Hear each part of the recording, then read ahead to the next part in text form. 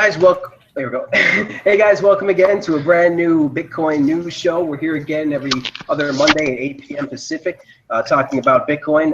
Tonight's a little bit different. We're actually using Google here, Google Hangouts, for the first time. As my audience may or may not know, we were using Blab.im before, and it was really cool because I liked the format to be able to have all four kind of people talking at the same time. Whereas here, I kind of have to control who's talking at once and try to click on their name and make sure that the right person is shown while talking. So a little bit different, but that's kind of the format that we've chosen for this for right now. I just do want to add a little bit of an apology too for last episode. I tried to not use Google Hangouts and I tried to use different software to see if that would work, and that of course didn't work out as well as I'd like to. The video was all plain and blank, and all you heard really was the audio. So now we're actually going to use Google Hangouts from now on, and we're going to check that out. If anybody knows any sites like Blab, you're more than welcome to put it in the comments. But we could not find any other website like Blab, couldn't find any other software like Blab, so we're going to end up using Google Hangouts. So with that aside, I'd like to introduce our guests here tonight. Really glad to have everybody. So let's start with Paul Pui. How you doing, Paul? Welcome to the show for the first time. Paul Pui, CEO of Airbits. How you doing? Doing well. Glad to be over here. I'm actually live here in Melbourne at the MBTC Center, and so happy to join the show. Thanks for having me. Awesome, awesome. Joining us again is Julian from the Melbourne Bitcoin Center. How you doing, Julian? Very well, thank you. Awesome, great to have you again. And joining us again, as always, or we like to at least try to be as always, is Gabriel Devine from Future Rant. How you doing, Gabriel? Great. Hi, Internet. Hi, posterity. Thanks again for being with us. And joining us again, we got Ansel. Actually, I'm not sure what you want to plug, Ansel, so we'll ask you that. So what site are you doing? Bitcoinmarkets.com. That's my podcast. Bitcoin Markets. You got to add the lower third sometime, man. Next time. So yeah, Bitcoin Markets. So he's got an awesome podcast that I recommend for everybody. It's really great, talking about Bitcoin, of course, and markets. So really awesome. So let's get right into it. We got our first topic here. Basically, I'd like to talk a little bit about R3. And right now, they just are kind of looking for a Series A funding round.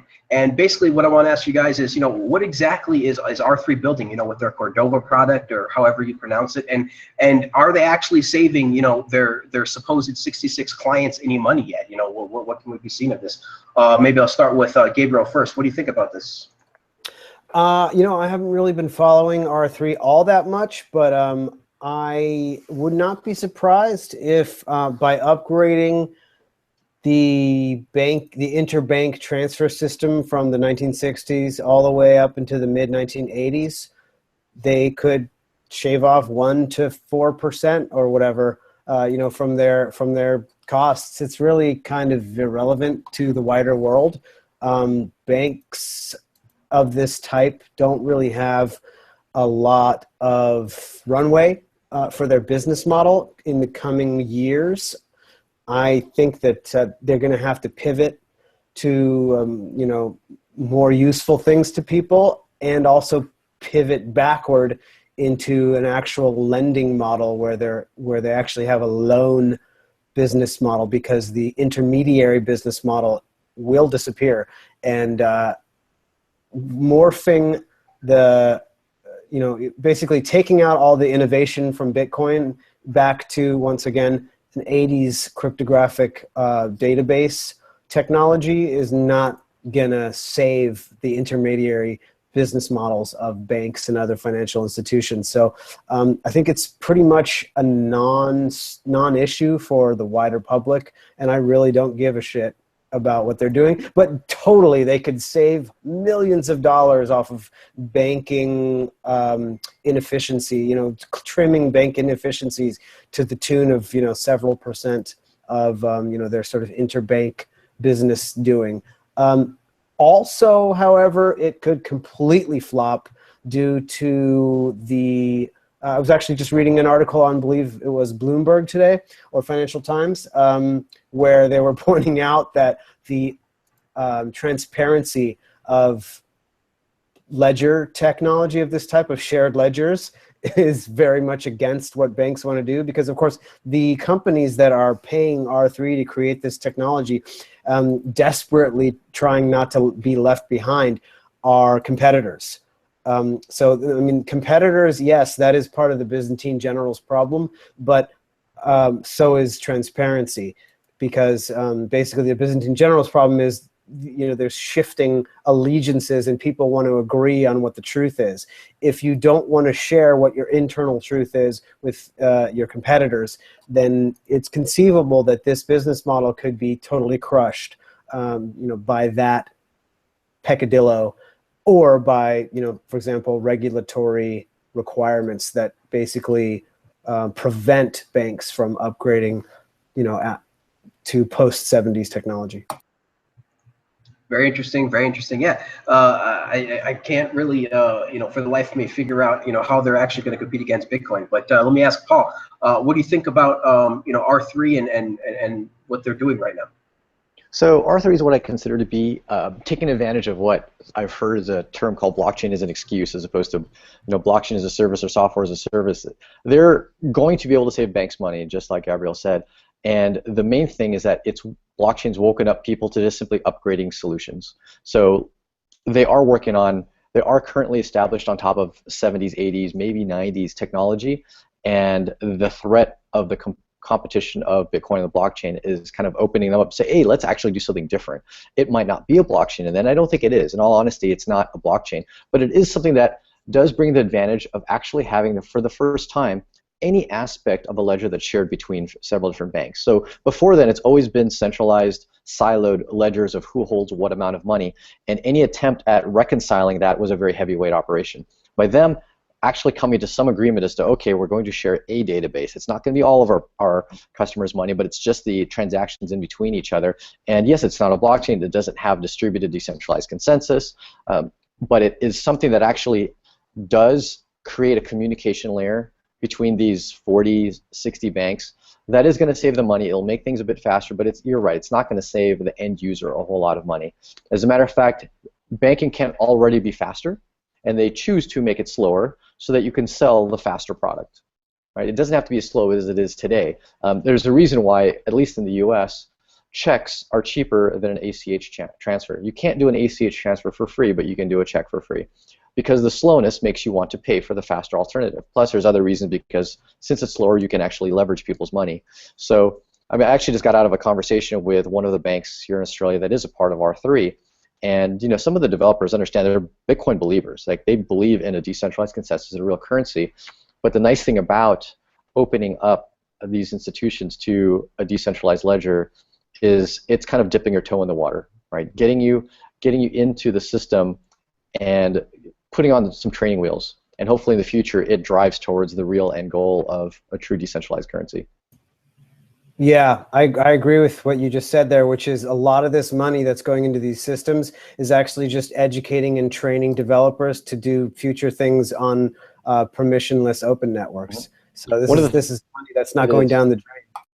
Actually, one of the interesting things about the conversation I had is one of the necessities of them deploying the solution, because they're looking at using the Corda blockchain for other things like identity. One of the necessities is to actually empower end users with private key management. And by doing that, you effectively put something that people have never had in their hands before, basically a wallet. Even if that wallet is doing something completely different, it's not accessing Bitcoin or whatnot, you're putting that in people's hands, and that is a much smaller step to go from this private blockchain but still private key management wallet. Small step to then go to a wallet that actually secures real digital currency. It's just a different use of the private key. So that actually is an unknowingly large step that they're helping by pushing forward a private blockchain like Corda. Very interesting, and two, let's not forget that you're talking about Paul, you're talking about them raising the amount of money it costs, for the speed, right, to be able to sell that as a product. But also, let's not forget that internationally, they kind of don't even really have a choice, right? Because of all the regulations are different in different countries, it forces money to actually be slower when you're talking about transferring any type of remittance or money from country to country. And so, unfortunately, that's not even something simple that can be solved like a product, right? That's just the regulations. It's probably not going to allow them to really speed that up anytime soon. Is that about right? Yeah, definitely, because as soon as you have custodial ownership of money, you now have the responsibility of knowing who it came from and who it's going to, and that's a very slow process. Like you just can't speed that up. Having to have the knowledge of where this flow is occurring, from who, to who, why, where. As soon as you introduce that, things just grind to a halt. And that became incredibly apparent.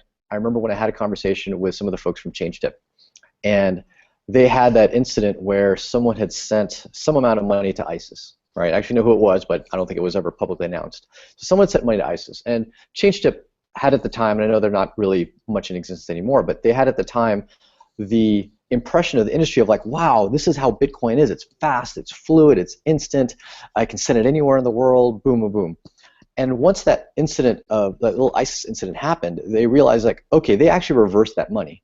They reversed that money that was sent to this Twitter account that was apparently owned by ISIS. Now that they did that, it started to beg the bigger question of, well, okay, what other transactions might we have to reverse?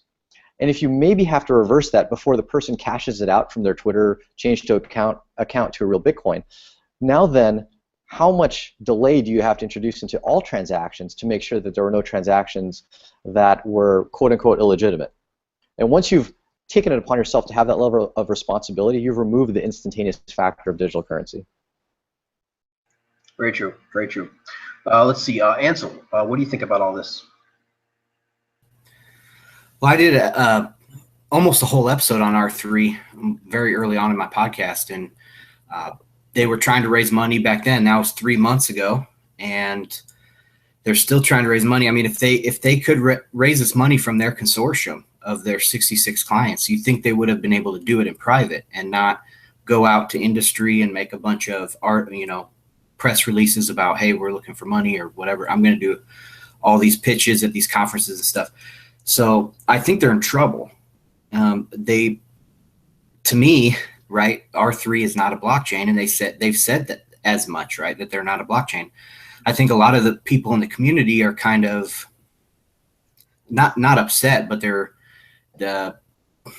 don't know what the right word is.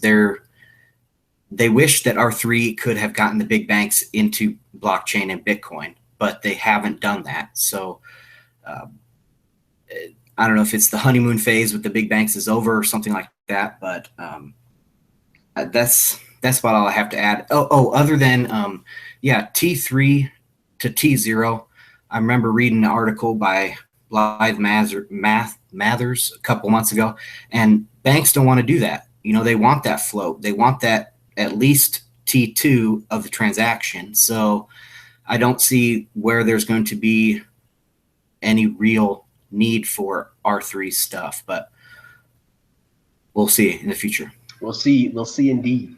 Let me ask Julian, what's your response?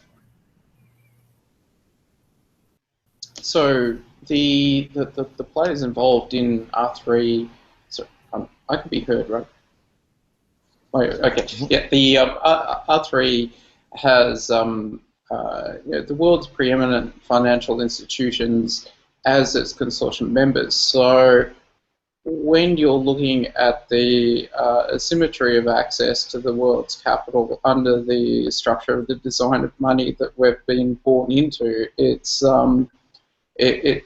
already very well built for the incumbents. I mean, the existential threat of digital currency is to upset what works perfectly well. I recall that there is this notion of what is the perfect money? Well, you can't answer that in the abstract. You need to actually be asking the perfect money for whom. And so when you're looking at the fiat currency that is created, it serves the institutions we have today extremely well.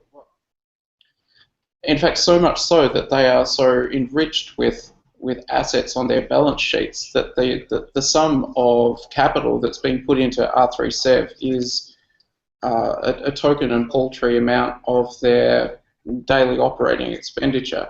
So I think from the world of startups and the world of digital currency, we look at the headline or the sticker figure of how much capital is going into these businesses.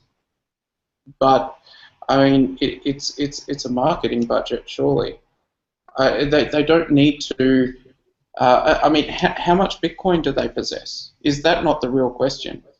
You know, they can create all the fake money that they want, but I'd like to know, let's see their public Bitcoin address. How much are they really invested in the technology of tomorrow? That would be really interesting. And, you know, when we have like these markets, right, where you can anonymously pay people to do stuff, right, with Bitcoin, well, then I guess maybe we'll find that out. You know, like one of the questions I always want answered is, you know, who are the shareholders to the Federal Reserve? You know, maybe we can kind of get something like that answered with through one of these websites that come up one day. But we'll see. Very good question. You know, I wanted to just something Ansel and Julian pointed out there, sort of tangentially, that really comes to the fore, which is these intermediaries, banks. You know, if you think about peer-to-peer finance like Bitcoin, a bank is an intermediary. They're not really providing much of a service in the day and age when they can be avoided easily. Now, of course, there's UX and other things that need to be fleshed out, and you know, technologies that need to be matured. But the basic technology is there and it's developing. And I just want to point out that this whole blockchain movement is really technology theater. It's finance theater, because the intermediary business model depends for its livelihood on inefficiency. Just as Julian pointed out, that really pointed it to that brought it to the fore. T3, this idea that you know, banks need 3 days to move anything around in the day of, you know, electronic transfers and instant emails and telephone, even telephone. I mean, to have, you know, this idea of bike messengers moving around their you know, their paper in 1970. You know, causing, you know, that's still 45 years later being the standard.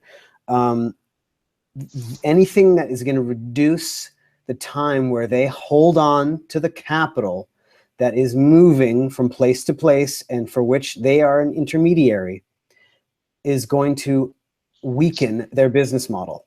So really, R3 is asking these companies, hey, we want to give you this efficient technology that's going to make it's going to save you X amount on your transfer costs. But of course, the banks are making far more on the interest for holding that money, and on the, you know, as Paul pointed out, and on the fees that they make for the, you know, intentionally slowing things down. So I think it's a really hard sell, and as Julian pointed out, it's marketing. So in that, it's technology theater and it's real marketing. It's trying to make the punters who have no clue what they're doing on Wall Street, traders, non-techies, it's trying to make them believe that banks are on top of technology trends and staying at the forefront of technological developments, when really what it's doing is training the replacements for intermediaries. And I think what we're going to see is that they're going to hold on to that T3, T2, as long as they possibly can extract the wealth from, you know, financial parties until they just totally implode. Yeah, I just don't see them giving up, you know, those kinds of things anytime soon. I don't see them giving up credit card interest rates, those huge rates. I don't see them giving up those crazy APR rates. I don't see them giving up any of that anytime soon until they basically implode from competition. But that, of course, as we know, could take decades, right? It's going to could take a while. But one thing is for sure is that Bitcoin is moving really fast. And maybe I can just end this on something I found. I tweeted this out earlier. This is kind of funny, but basically here's what a quote from them said this. They said, "We are not 3 guys in a garage. We are not a Silicon Valley startup. We are 80 people with offices in 8 cities, 66 clients, already developed a prototype, and we already have got products in design phase," right? So I just thought that was kind of funny. That's pure marketing. It has nothing to do with anything. Right? Because there's nothing to do with anything. And here's what I said. I basically said a tweet that got like thousands and thousands of views, right? Like retweeted everywhere. I said, you know, R3, maybe if you guys were three guys in a garage, you would have actually produced a viable product by now. Because as we know, all of the great open source products like Linux, you know, and Bitcoin, and it goes on and on. Half a dozen, too. you know, Google Not as even well. open source. I mean, a half a dozen plus projects we could name that all started with zero, right? Zero financing that have produced global changing technologies. And of course we know why, right? Because there was passion behind it. There was people who wanted to create change. They did not care if they did not get paid because they knew they had to complete this project. They had an idea. They wanted to see if it could work, and they would do anything that they could to make that work. And that's the type of innovation that is coming out of Bitcoin. That's the type of mentality that's coming out of Bitcoin. And I think any real, you know, open source proof of work project who wants to make change, that's the type of innovation that you'll see from them. So, you know, just really telling and really really interesting to see the differences between the mentalities and the personalities of these quotes from the private blockchain industry, right, versus the open source industry. So quite different and very telling comments. So very interesting stuff. Three guys in a garage aren't locked into regulation. You know, like R3 is trying to break into the most regulated industry in the world. So yeah, 80 people is not a selling point. I would say 8 people would be a selling point, but anyways. Exactly, 100% true. And you know, and we all know that they are literally drowning, right, in their own regulation. The banks are going to completely drown in the regulation. They're going to completely strangle themselves with the rope that they used to be able to push away all the competition. You know, as we know, what served them the best, that put them at the top of the pedestal, is going to now be their rope that's going to hang them. So we'll see how that goes. But we, of course, all in the Bitcoin industry want you know, we don't want the whole system to crash and come down, right? We want to be able to have a Bitcoin system available, ready to go for when people people can be able to jump the ship of the crumbling, freaking huge Titanic that's heading towards a big, huge glacier, right? A big, huge iceberg. So let's, I think with that, we can move on to the next subject here, the next topic. Let's see. Let's go on here. Here we go. Yes. All right. So the next topic is going to be about Zcash, and basically, they recently had an audit, or they're in the process of an audit and have an upcoming crowd sale. And this is a cryptocurrency focused on privacy, similar to Monero. And so I kind of want to know from the panel, you know, what do you guys think about Zcash? You know, and is their audit strategy the right move? And what do you think about that? And what do you think about them moving forward into this seemingly growing, these privacy-focused currencies? We'll go with Paul first. What do you think, Paul? So I hadn't looked exactly at the protocol of Zcash at this point. I've briefly looked into Dash, Monero, and it seems like a lot of the privacy-focused currencies are less privacy by protocol and mostly privacy by software surrounding the currency, such as the wallet ecosystem. And so obviously Bitcoin has a lot of potential to be much more private than the default. It just simply needs more wallet technology wrapping around it and then supporting that space. And that's not like the hard fork, soft fork necessities. That's just simply software not at the protocol level running on top of it, which I would say if that's their competitive advantage, then it'll get swallowed up by Bitcoin and bigger currencies, because that's so much easier to implement.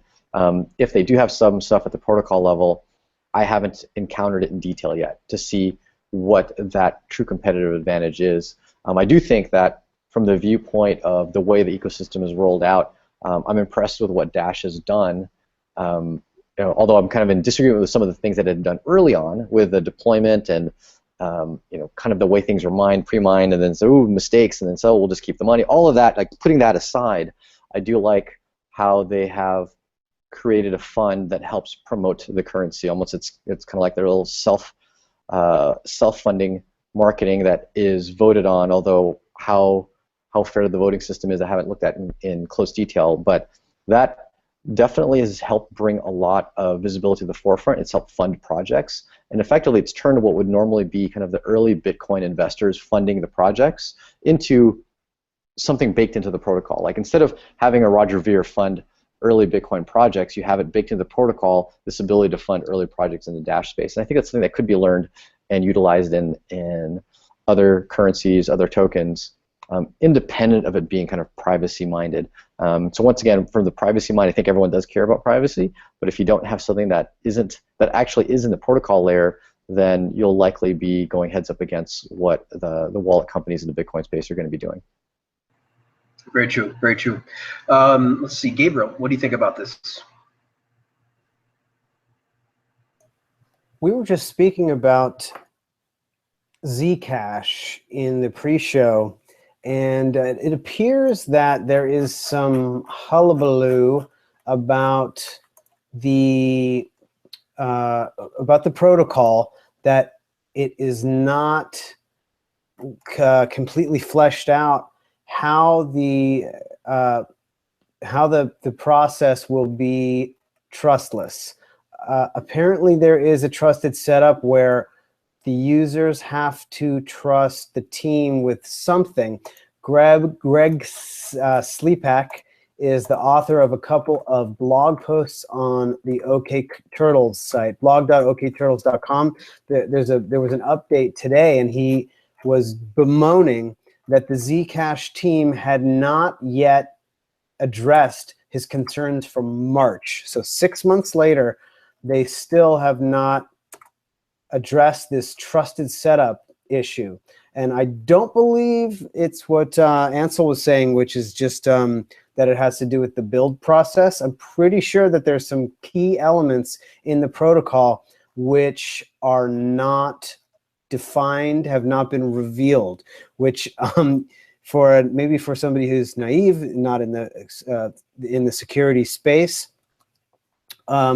they might think, oh, that's cool, because then, nobody knows how to crack it. But actually, it's quite the opposite. Security is far better when you have transparency and totally open code, and you rely on open cryptographic standards, and abstracting all the security onto the cryptographic layer, which is a known factor, and all the safety is in the private keys and in the technologies of privacy that are used quite openly in the protocol, but they prevent knowledge about say who is doing what size transaction, etc. So Zcash appears to have some bumps in the road ahead of it. I have not completely been able to digest Sleepak's sophisticated writing and intensity of like really sort of breaking down some of these things. He talks about some of the technologies underneath it. But so I'll just say that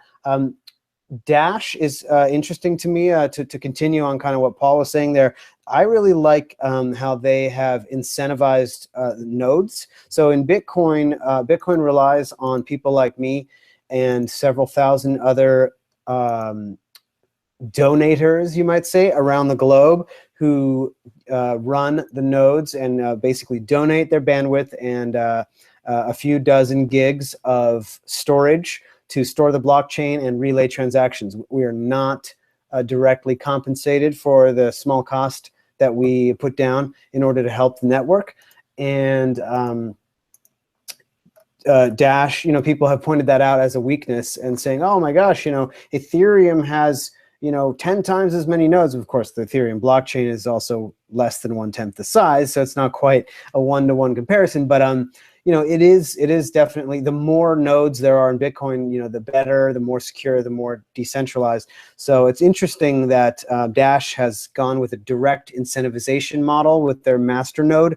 Of course, the amount of compensation you get in the new Dash that's created for master nodes is generally less than it costs to run the node. But maybe if you're gambling that the value of Dash will go up in the future, it could be worth it to you. And in any case, that's maybe what you could call a blue flag. In other words, if it was super profitable and everybody was making tons of Dash from it, that would be a red flag. It would be a warning that maybe something was not right there. Which brings me to my next point about these interesting additions that altcoins bring to the equation of all types.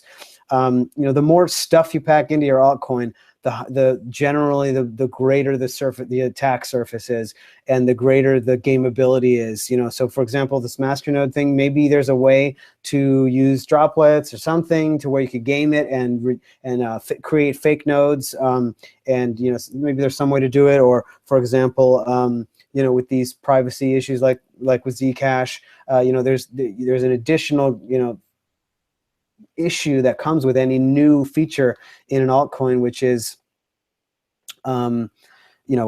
you're increasing the attack surface. You might very well be decreasing the security of your cryptocurrency through this. But with that said, I definitely agree with the panel so far, very much so, that privacy features are an absolutely key road that all altcoins are going to be going down in the future.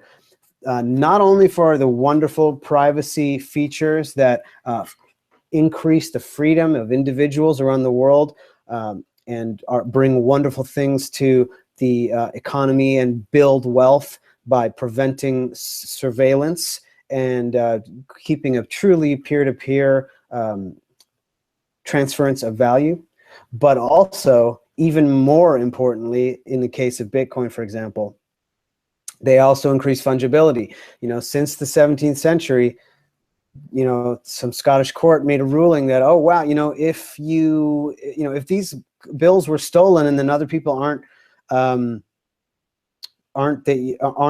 accepting them because they were part of a crime or because they were stolen, that will completely collapse all of the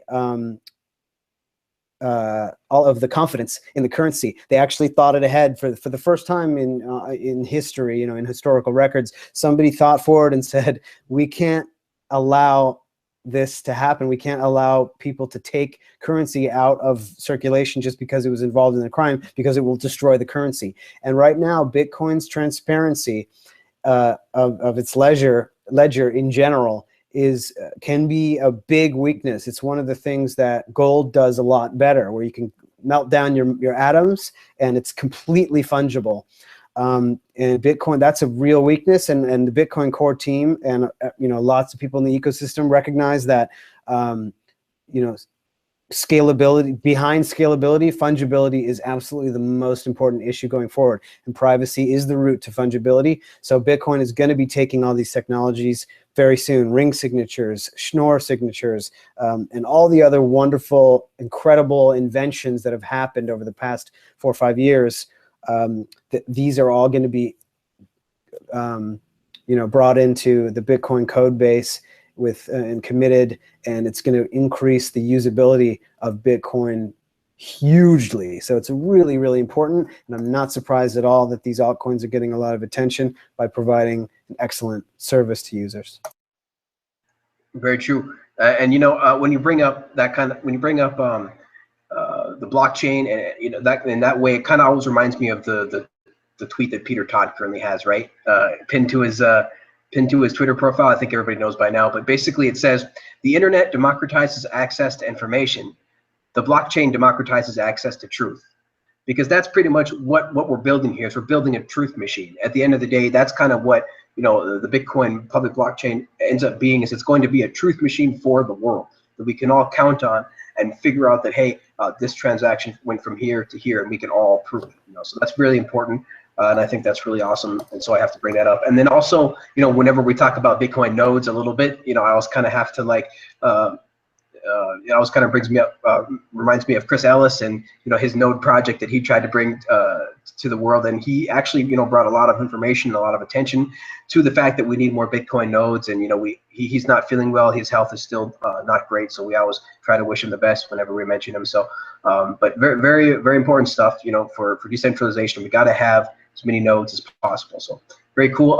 Let's go to Julian. And tell me, Julian, what do you think about this whole Zcash thing and your upcoming crowd sale and their audit strategy? So looking at the audit strategy, I was just reading well, some of the rest of the panel was commenting. They're looking to obviously draw from the widest possible pool of participants. That seems, on the face of it, to be a fairly open sort of a process. Here's a reference implementation. Let's divide up the work into specific subcomponents for the SNARKs cryptography section, the proof of work algorithm, the consensus changes from Bitcoin, looking at race conditions, network buffer overflows, dependency management. The fact that there is a deliberate process being constructed to first evaluate, I think bodes well that the project has specific deliberate intent to create something that does what it says it is to do. So my understanding is that Zcash is a digital currency like Bitcoin in terms of its user base. It is for people that want a non-government digital money to exist that is borderless and permissionless and is peer-to-peer. The difference being that by using what is it, blind truths? What's the term I'm looking there for, Vortex? Zero knowledge proofs. Yeah, zero knowledge. Yeah, so rather than the Bitcoin ledger where it's publicly these inputs are these outputs and everything balances and every block has a minting event, there's a certain opaqueness. You don't know who sends to who or which from and to which input is which output. You don't know how much, but you just know if someone asserts that it exists, it can be cryptographically proven. That may be a bad retelling of what Zcash is, but this is my present understanding. I hope to have enough cognitive bandwidth to learn more about it moving forward. So if that understanding is even slightly true, there is, of course,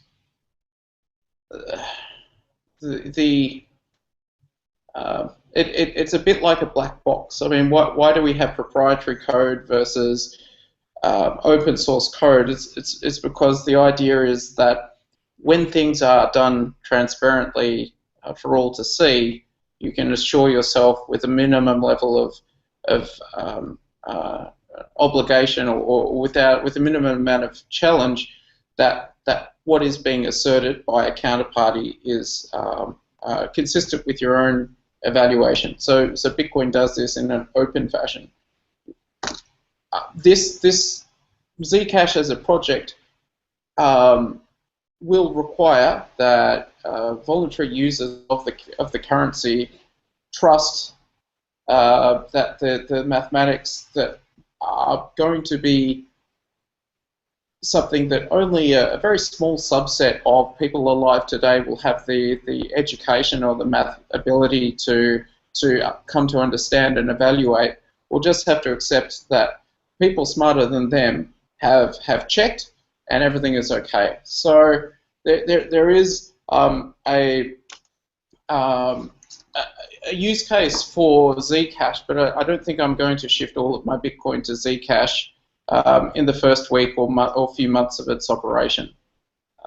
It's a very interesting project, and I'm glad that the fundraise and the audit process is looking to get more eyeballs on the situation, because you will need very well educated, very high order functioning math analysts and cryptographers to be providing feedback if this concept is indeed logically supportable.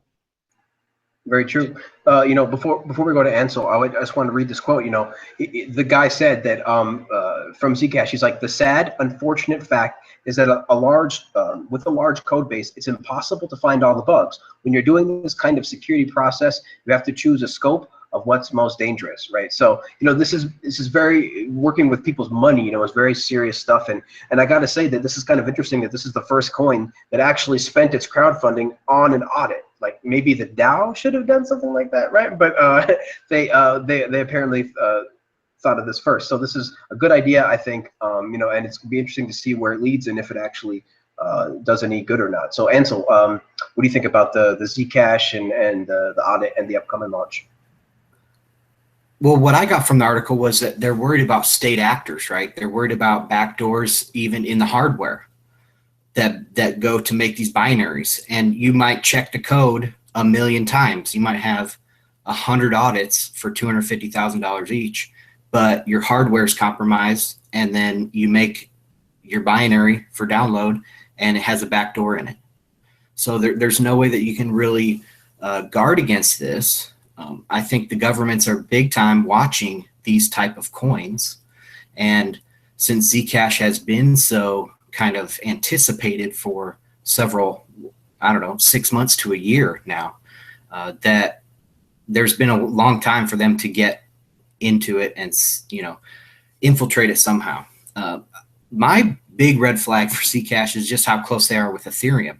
I know they share several devs, and now Ethereum devs are kind of jumping onto different things like Synergy and Zcash, and they're kind of abandoning ship a little bit. So we people need to kind of watch what's going on with them and watch where they're going. I mean, if Stefan Toole turns up in a project, you know, that you got to watch where he's going.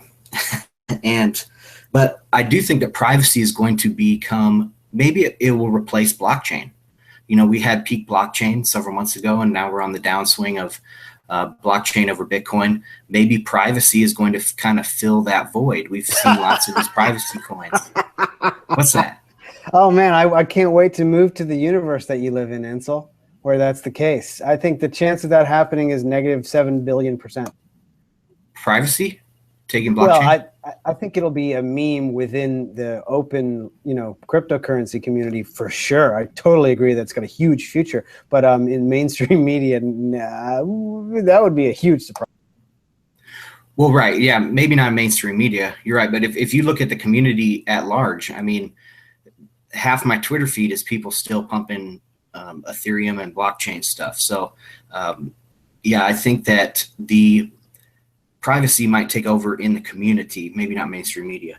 But we've seen a lot of these privacy coins, Dash and Monero. I think Zcash might just be a little bit too late.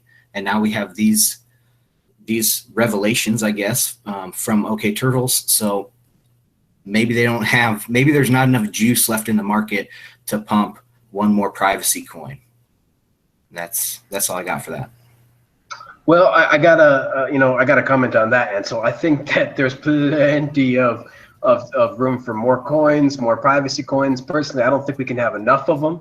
I want as many out there as possible, with like competing on each other, creating more and more advanced technology and more privacy, to the point to where, like, you know, it's absolutely ridiculous to ask for an identity in terms of any type of transaction, because so many websites will support so many different of these coins, you know. And I think at some point, maybe Ansel, like you said, maybe at some point privacy will kind of turn over as the next big thing for people. And then, hey, we can look and go back and yeah, Bitcoin people were saying that for a little while now. Yeah, just a little while. And so, you know, and it'll come back around again. Like now we're finally coming back to Bitcoin before blockchain, but still got a little ways to go before we get to that. So right, but how long is it till Bitcoin has all these similar features? Oh yeah, right? No, I mean, their runway, Zcash's runway is only 12 months long. No, that's true. Now, obviously, Bitcoin's runway is infinite, pretty much, right? As long as the community still believes in it. So that's true. But you know, the way the speed at which Bitcoin Core evolves is you know, it's we're still working on all the kind of fundamental stuff. So I don't know how much longer it'll take to get actual more crazy privacy stuff in it. But you know, it's all what the community wants. And if the community just starts crazy demanding, you know, to put all this stuff in there, then they're going to do it. But I really think that for now, Bitcoin can kind of skirt along a little bit, with a little bit being a little bit more transparent, while all these other coins kind of like create this entire huge test bed and figure out what's the best before Bitcoin finally incorporates it, you know. Yeah, I think that's a good point. And you know, one of the things I have been seeing lately, and it's related to this, in other words, the altcoin movement of incorporating privacy features, it's actually convinced me that maybe there is a bit of a place for altcoins in the ecosystem to take up some of the of the market cap, just to increase privacy between blockchains. And now, so you know, the Shapeshift business model that Eric Voorhees created and spearheaded was always a great idea right from the start for privacy.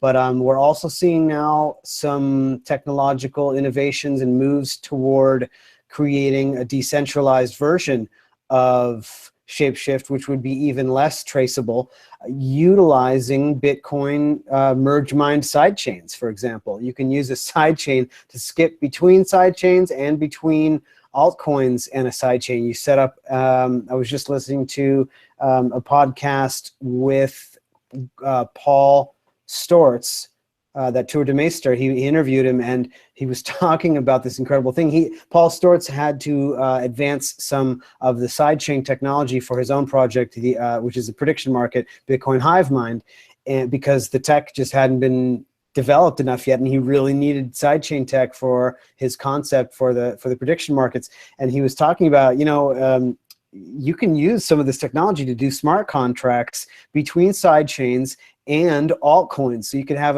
a contract where it ties to say a Litecoin or Monero transaction, where you have an exchange, and you're using a decentralized smart contract to do that. So when you're talking about these privacy altcoins, and just even any altcoin, utilizing the between blockchain exchange method to increase fungibility and privacy is going to have a really big future, I think. It's pretty deadly. It's true. Yeah. It's pretty deadly. Like using the way that they were describing it, Tour de Meister, I can never pronounce his damn name, but we love the guy.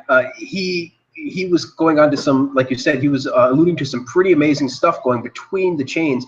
And, I was just thinking to myself, like, what about like a private Lightning or like a Zcash Lightning?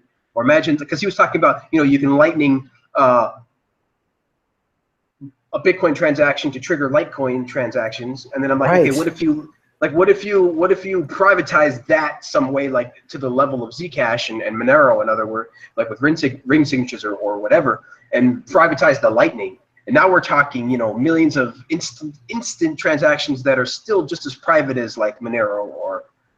Right. Yeah, you could use that. Yeah, that decentralized exchange can itself, even though it has no blockchain, it can use a lot of these cryptographic privacy measures that don't depend on a blockchain in order to further. What do they call that? There's they have a word for it, in order to further. I guess make it cloudy, to conceal. More for sure. Obfuscate. There's a bunch. That's the word. Further obfuscate transactions. Oh, there's a bunch of fun. Sorry. Julian's been wanting to get in here for a minute, so please, Julian, go ahead. I don't think that privacy is dead. Privacy is dead. Long live privacy. We have this conundrum where everything creates digital footprints and it's transparent, and yet the desire for that human right of free association of privacy in dealings, in commercial dealings, have matters which are commercial and in confidence. Cryptography, the very basis on which the digital money has become possible. These are indeed things which customers want in our own industry. People will want to continue to have peer-to-peer dealings in trade. So one of the issues that we're looking at is cryptographic implementation. For a very long time, the model is that some identity store creates the key that then gets used by people, or the public-private key. But when you've got groups, this is a challenge. So supply chain has groups of people, 6, 8 people, creating a chain of handoff. There's a specific motif of a privacy and encryption mechanism, which is sort of first published at a university in Texas in 2006, I think. Which we're looking to implement in our own platform. And essentially what it allows for is, in the same way as a Bitcoin wallet, you can create a pay-to address, and you could create one pay-to address, or you could create 1,000 or 1 billion or 100 trillion and not get a key collision. An environment or a platform such as BlockFreight can set a set of global parameters for the encryption technique, for the encryption scheme. And then each participant that is creating a transaction into the network can essentially draw the public keys of the other participants and then set on a field level element what content is shared with explicit participants from the pool. This is work undertaken by Brent and see. I should have this PDF up. I've exchanged emails with these people.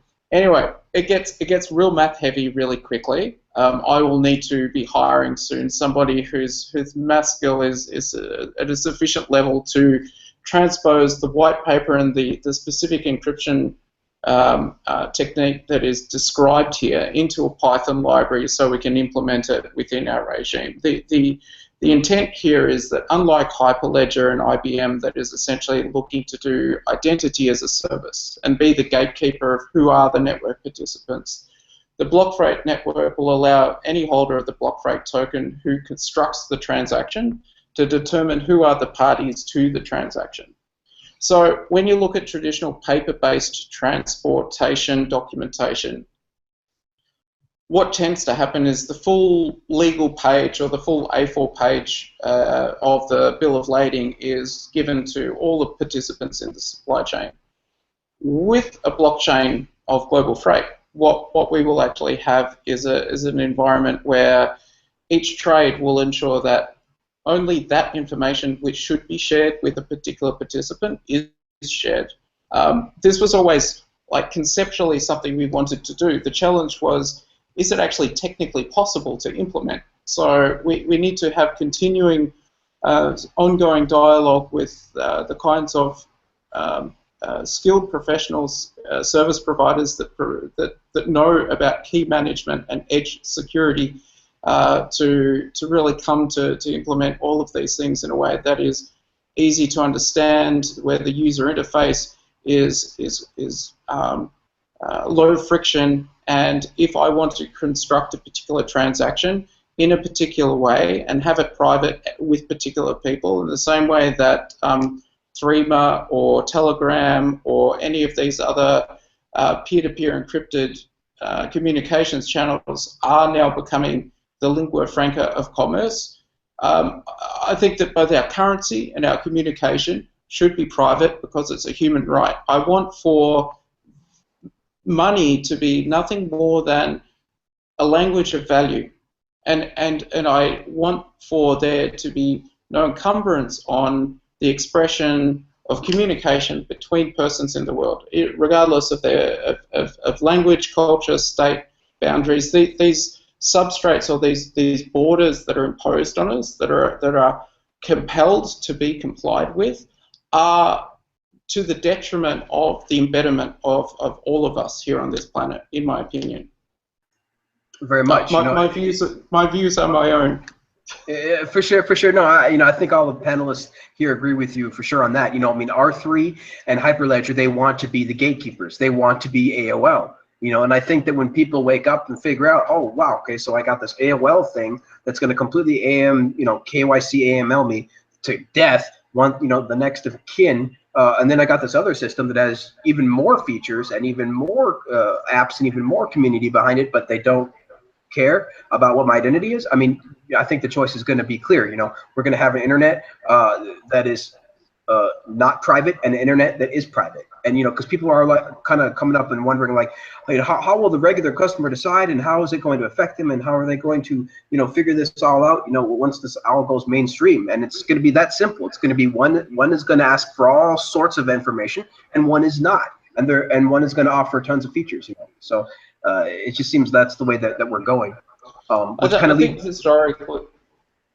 think historically this idea of a group of people inserting themselves into personal relationships, if personal relationships are a sort of form of property right or a form of human expression, when you create the preconditions that a state can essentially say, those people over here that are on the other side of some fabricated borders that create a cultural distance between you and this other human being, they're bad people, and so we need to be nationalist and we need to protect ourselves from that threat. All the while, it's like, look over here, don't look at what I'm doing to you every single day.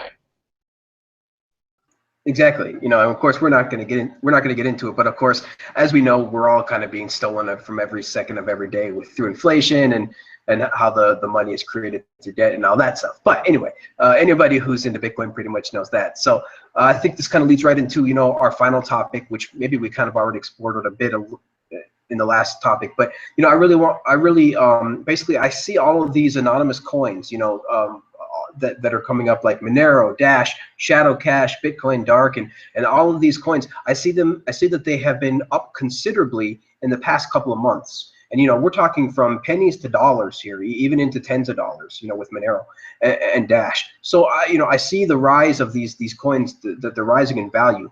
You know, and I want to know from the panelists, you know, to you, what does that mean to you? And you know, what do you think this is are we at the beginning of a bigger trend? And really, what can we expect as a result from the rise of these coins in the next couple of years? So we'll go with Paul first. What do you think? So I mean, obviously, Bitcoin was founded for the ability to drive autonomy to kind of our culture, but that autonomy comes in a few different ways. And there's a few trade-offs that we kind of have to make with respect to privacy versus autonomy, or the ability to get both of them. And would we want a money that is not controlled by government, not controlled by banks, but unfortunately does have transparency? If the transparency brings about wider adoption, we eliminate things like the ability to inflate a currency, the ability to hold it back and to seize it, but at the same time it may have transparency that we actually attach identity to these transactions.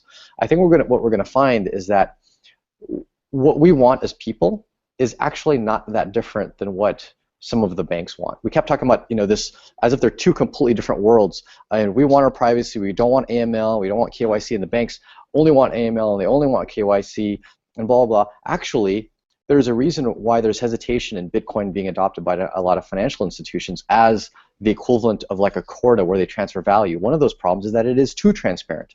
They actually want privacy. They don't want other banks to know all of the money that they have and all the transactions that they make between a bank.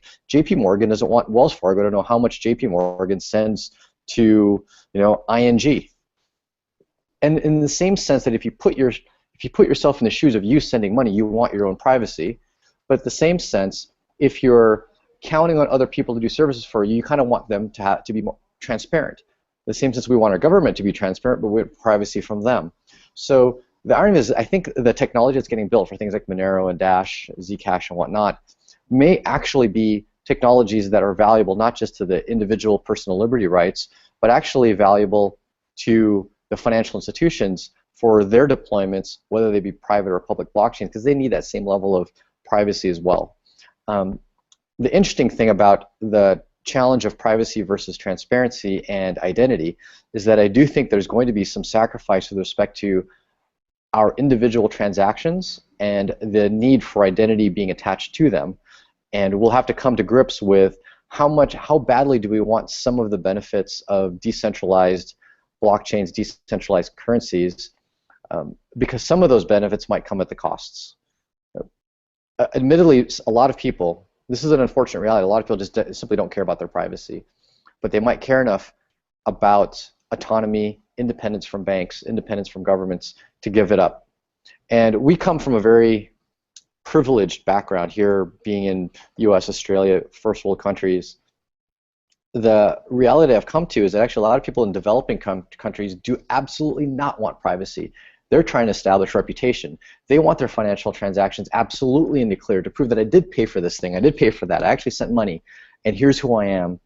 And so the effort that we might be building for the sake of, you know, civil liberties might actually be at the detriment of 90% of the people in the world, which is a weird thought. I would have never thought of it that way, but we do have to be careful about what we think are values, or there might actually be hidden detriment to what we've been fighting for so long. Even though, admittedly, I am a big proponent of privacy, I just have to wake up to some of the negative side effects of it.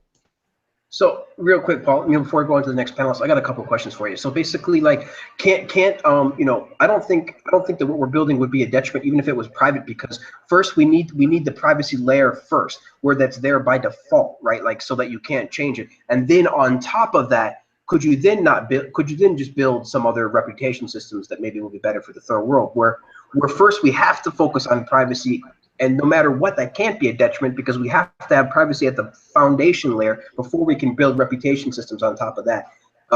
That's the first thing. And then the second thing is, aren't banks like exchanges where like they hold our funds and we need to be able to hold them accountable and with like audits and transparency and things like that. Why would what's the difference between banks and exchanges in that regard? So we can try to hold them accountable, although I think that an audit of a bank is impossible. I honestly think it's actually impossible from an individual level for me to know that a bank is properly holding my money, because the only way to do that is to know how much money they're holding for everyone else. Well, Merkle trees, if you're trying to audit, Merkle trees, they've done audits with Merkle trees, and you don't need to actually know the balance. Is that right? No, you can know how much. The challenge isn't knowing how much the bank holds; it's how much they were supposed to hold. So, an example, like we're talking about auditing some of these exchanges and them claiming, okay, we have X number of Bitcoins. Well, that's great, but I don't know how much you should have, because I don't know how much every single person that banks with that exchange deposited into their account. So the only way to audit them is to make them so transparent that everyone knows how much money I have inside of that exchange. And that, to me, I'm not interested in. So to me, the custodial aspect of money breaks down the ability to be very, very private to begin with, without or to be transparent without giving up a significant amount of the privacy. So in essence, I think the long-term goal is to remove custodial access. Once you remove custodial access, it kind of becomes irrelevant from that point of view. Although right now we are in a world of custodial access. They are the huge barrier. They are the road, the on-ramps into the digital currency world for a vast majority of the population. And so really, what's the Trojan horse that we can sneak in so that they allow this new technology, but at the same time can't hinder it? And so if the technology is too alienating to them, such as like the totally private, you can't even put a layer on top of it to provide reputation and transparency, then it might be tough to kind of swallow that pill. Yeah, that makes sense. I may be wrong on this, but I could have sworn that there was some kind of way to audit, basically like based on Merkle tree, where you don't actually have to know the balances per se. Like you don't actually have to display the balances. The person running the Merkle tree doesn't actually have to even know the balances or see the balances. They can just use cryptography to base the balances and create a Merkle tree to prove audit. I could be wrong on that, but you could prove the balances. You just can't prove how much they're supposed to have. Oh, okay. Okay. How many customers does Bitfinex have, and how much did each person deposit? So you might be able to prove that they have, say, over a certain amount of Bitcoin. The problem is you just don't know how many they're supposed to have. So that becomes the relevant question. Well, I just thought it would be. Are they? Sorry, go ahead. I was going to say, like, to me, if they could have 50% of the Bitcoin in the world, but I don't know that they're supposed to have 51% based on the deposits, right? That to me is the challenge with that model, is that unless I know every customer they have and how much money each customer has deposited with a bank, then I can't do a true audit. And hence the reason why we as individuals can't audit our banks to know how much they're actually holding for us, because we'd have to know everyone else that's owning an account with them. Okay, I just thought maybe you could like at least make sure they're solvent, right? Like yeah, but solvent. The definition of solvent is dependent on how much money they owe other people. How much money are they supposed to have is what defines a solvent. And there's no way to know that without knowing everybody that's banking with the system and how much they've put in. That is effectively the definition of solvent, right? You're supposed to hold $100 million for people, and there's actually $100 million inside. So you can prove that there's $100 million inside. You can't prove that $100 million is what they owe. Okay, that's your That's the part that's the challenge. Yeah, if you had a DApp or a DAO, is this not what Coder's law is essentially trying to? So you may be actually highlighting a use case for Ethereum Classic, and if your liabilities are in the blockchain along with the assets, then solvency should be a sort of random access provable attribute of the balance sheet. So if you are so transparent that you know all of everyone's deposits into the bank, then yes, you can prove solvency, but you'd need to know everyone else's transparency, which then makes it more in the clear how much you yourself have with the bank. So in a way, Bitcoin itself is a bank with one gigantic ledger. And so you know everyone else's deposits by virtue of the address. Now you might not have names attached to it, or you don't actually have true names attached to it, but you know the total that's been deposited in the bank of Bitcoin, which is its ledger. As soon as you have an exchange, you don't have that level of transparency. And so even though an exchange can prove by doing digital signatures that they have this much money, they can't prove how much they're supposed to have because they don't have a completely open ledger. And that's where I was saying that the proof becomes really challenging. Does that make the Lightning Network effectively a derivatives market for Bitcoin? Does it make the Lightning Network a derivatives market? I'm not sure quite how to answer that. The Lightning Network, it is in a way a derivative because it's a debt network. So it is the transfer of debt just very, very quickly. And debt does transfer faster than value. Hence the reason why a credit card transaction can take seconds, because it's just debt. It's not the actual settlement. But to answer your question in a yes or no, then yeah, I guess you could say that it is a derivative market of Bitcoin. Absolutely. Very interesting. Let's see. Let's go with Ansel. What do you think about all this, Ansel? What does the rise of all of these privacy-focused coins mean, and what does it mean for the future? Well, Paul, from what I got from what you said was that centralization maybe is what we need. Then we need to be more centralized with some sort of record keeping to, as a regulator, so to speak. Not only to be centralized, we just have to accept. We have to accept some trade-offs. So if we really, really, really want very, very high privacy, there may be a trade-off to a significant amount of the population that needs the other benefits of Bitcoin. The other benefits being access to a global digital economy, and they don't care at all about privacy. A farmer in Kenya doesn't care much about their privacy. They just need to be able to access this digital economy. And so I'm all for definitely keeping things as decentralized as possible. And obviously with something like a DAO, you're very decentralized as far as how much money has been put into the system, but you're also more transparent in that respect.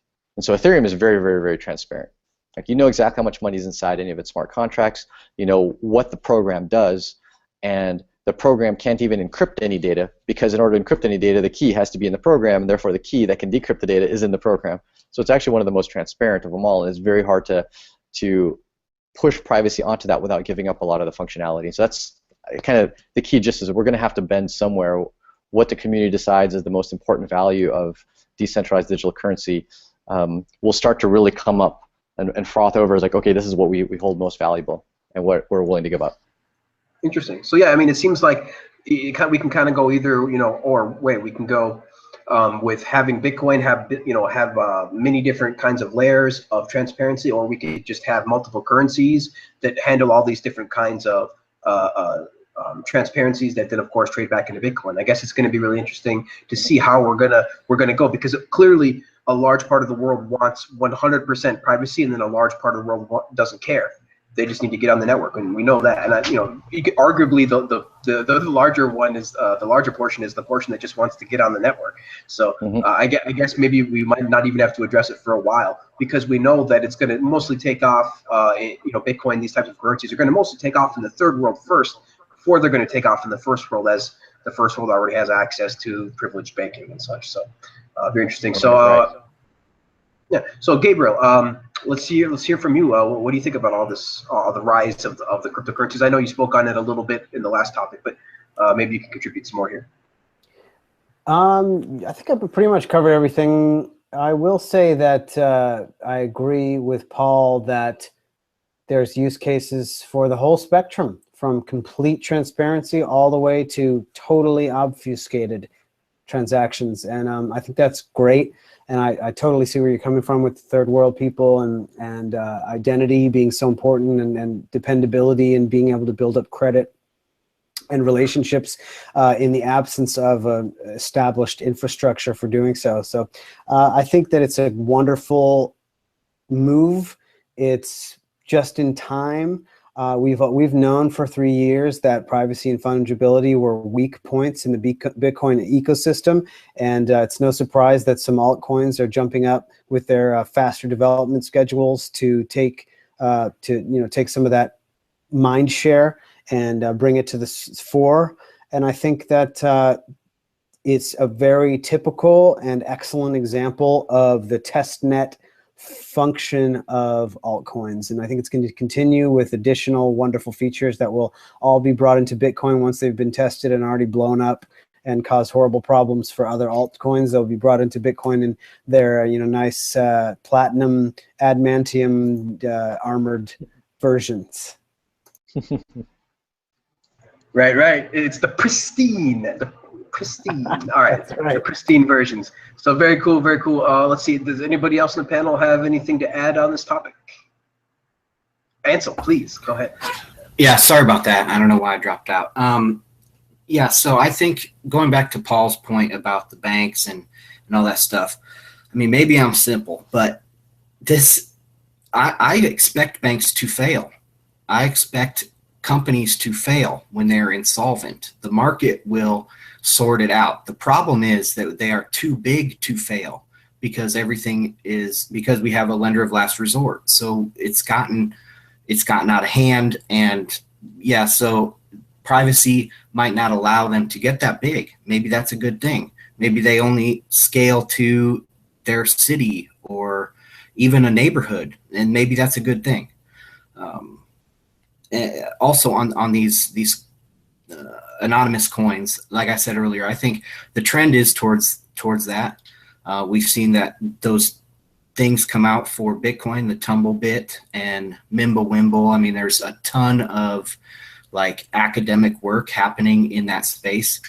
So I don't see that going away. But right now, Monero, as far as use cases, that's by far and away the best one. And I don't see anything really catching it. My big thing for Dash is I like like Gabriel was saying, you can kind of use smart contracts to stake between chains.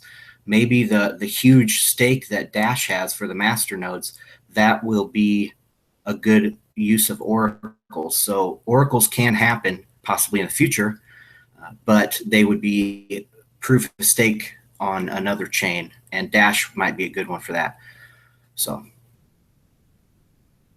very cool. Yeah, there's so many coins these days. It's hard to keep track of them all, and really I kind of only pay attention to a few because basically the ones that kind of pique my interest, right? The ones that I think might be big, and so there's just we're at this point where we're at thousands of coins, and so we're just trying to, as enthusiasts, track as many as we can, as we find passionate to. So in the future it's going to be really hard to figure out what the market's like, what's going on, because there's just going to be, I think, hundreds, right, of these currencies. And here's what's really interesting is when these coins start reaching billion-dollar market caps, when all of these when all of these things like Zcash and Monero, when they all start reaching billion-dollar market caps, we have 10 different privacy coins that are all like at $1 billion market cap itself. That's when stuff starts getting interesting, right? When we start to get into the billions of market cap, because then we're only a small jump away from the trillions in market cap, and that, of course, is world-changing stuff. So really interesting to see. I'm not sure what's going to happen, but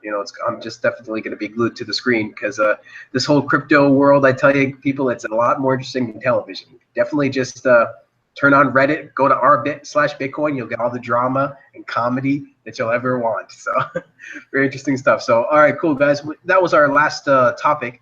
I do have one thing for the evening. I wanted to just jump in and say that was a very thought-provoking comment that Julian made, that the Lightning Network could be conceived of as a derivative layer of Bitcoin, and that it's effectively pushing IOUs back and forth. I never quite thought of it that way. That's very interesting.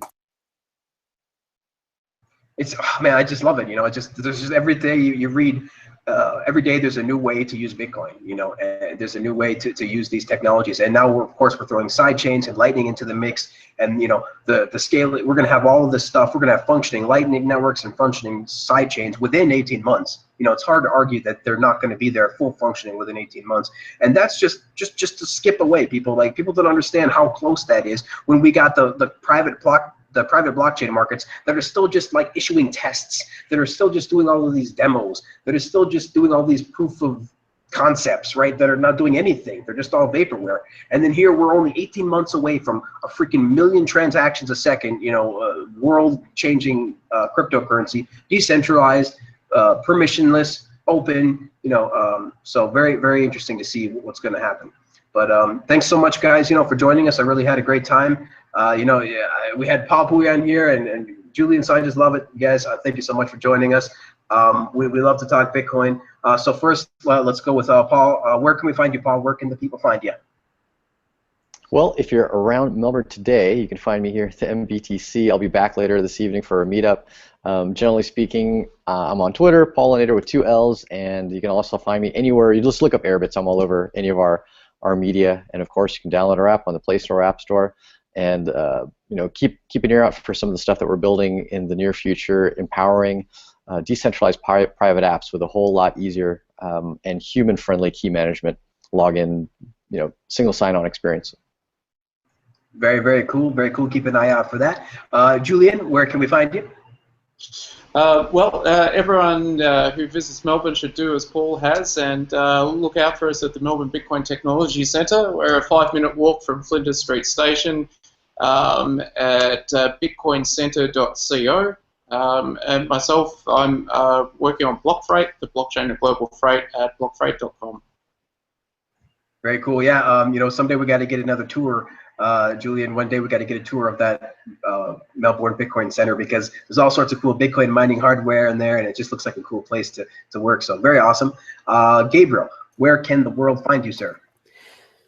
For daily updates, you can check out my Twitter, as you can see on the little lower third there, at Gabriel Devine. Also, my blog is futurerant.tumblr.com. You can also see my videos on the World Crypto Network right here. My show Future Rant, which I kicked off with an interview with Vinay Gupta recently, so keep an eye out for future interviews. Very awesome, very awesome. Ansel, where can we find you? BitcoinandMarkets.com. Got my podcast coming out every week or so I'll try to keep up on top of that. BitcoinandMarkets.com. Thanks. Very cool, man. Yeah, I actually forgot to put my Twitter handle in my lower third, but this is my first show, so I'll remember to do that next time. So thanks so much, guys. You can find me at The One Vortex on Twitter for updates to the show and Bitcoin in general. And just want to say thanks again, guys, for hanging out. We had a great time. We're trying to be here every other Monday at 8 p.m. Pacific. We upload our show to the World Crypto Network. This time I actually went on my channel, so I have to move it manually from here to World Crypto Network. But next time we're going to record as World Crypto Network, so it'll go right into the stream. So thanks so much, guys, for having us, and we had a great time, and we'll catch you next time. Bye-bye. Bye-bye. Thank you.